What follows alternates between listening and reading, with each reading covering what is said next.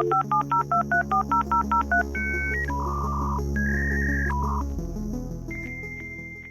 it's a story of this boy. He's comes from a wealthy family. His dad's this train tycoon and a lot of money. And they're on a ship liner traveling across the ocean.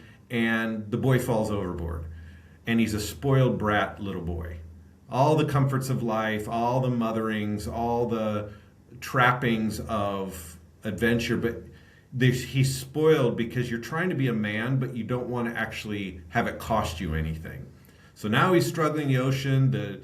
This fishing boat picks him up with his Portuguese fisherman. But the man's not going to finish his fishing trip. Like, he's got to finish this catch because he has responsibilities to care for these people. So he's not going to just turn around. So he has the boy work on the boat until they get back.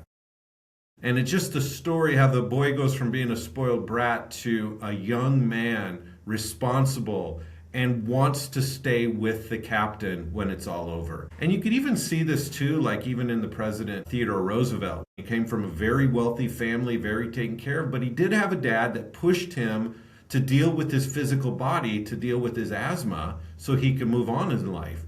And from that, he became someone who would go out and live with the cowboys. He went and discovered how other people lived in the harshness of America. And it was another book, the same era, where it was almost like a young man went and found the rite of passage so they could be a man.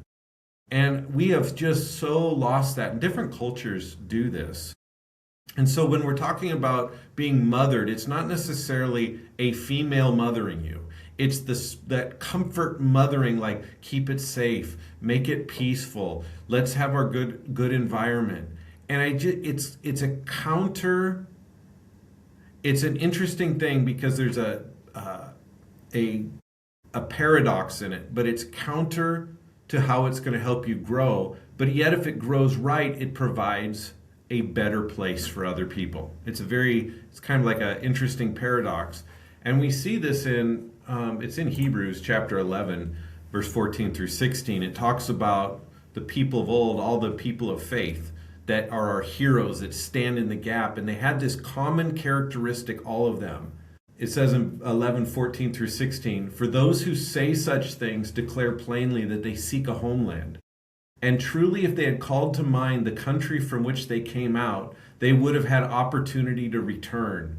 But now they desire a better, that is a heavenly country. Therefore, God is not ashamed to be called their God, and he has prepared a city for them. So this idea that once you step forward into this manly pursuit, this pursuit outside, you don't look back to once you came from. You're not always in like, man, I wished I had it back there. You're moving forward.